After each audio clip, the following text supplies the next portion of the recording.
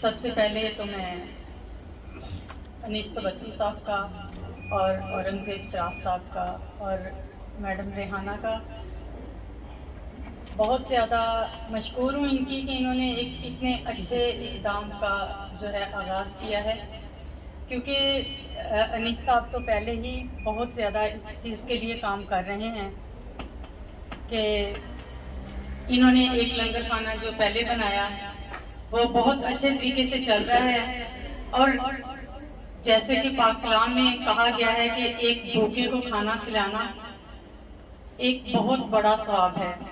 ایک ننگے کو کپڑے پہنانا بہت بڑا ثواب ہے۔ لیکن کیا آیا ہم لوگ جو بہت کچھ اپنے پاس رکھتے ہیں، اپنے بچوں کے لیے، اپنے گھرانوں کے لیے جو کچھ کرتے ہیں، اتنی جدوجہد ہم اپنے پڑوسی کے لیے یا ان ضرورت مندوں کے لیے کرتے ہیں؟ یہ وہی چیز ہے جس کے لیے انہوں نے قدم اٹھایا، انہوں نے آغاز کیا، یہ وہ پہلا قطرہ بنے۔ ہم کوشش کریں کہ ہم ان کے ساتھ مل کر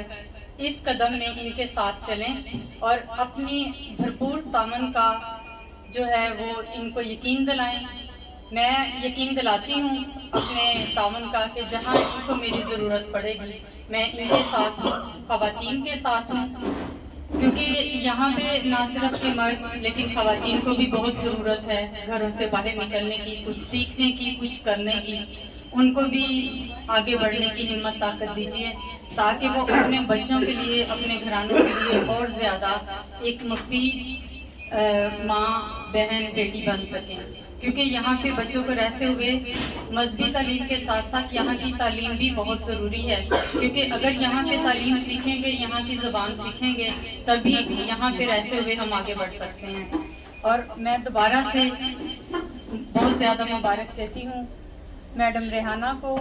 اور اورنگزیب سراف صاحب کو اور انیس تبسم صاحب کو کہ جنہوں نے یہ دوسرا لنگر خانہ شروع کیا، اور اس کے لیے ایک بھرپور تعلیم کے لیے ہونی چاہیے کہ یہ بہت زیادہ مبارکباد کے مستحق ہیں۔ باجی ریحانہ مسز سوترا کو گلدستہ پیش کریں گی، اور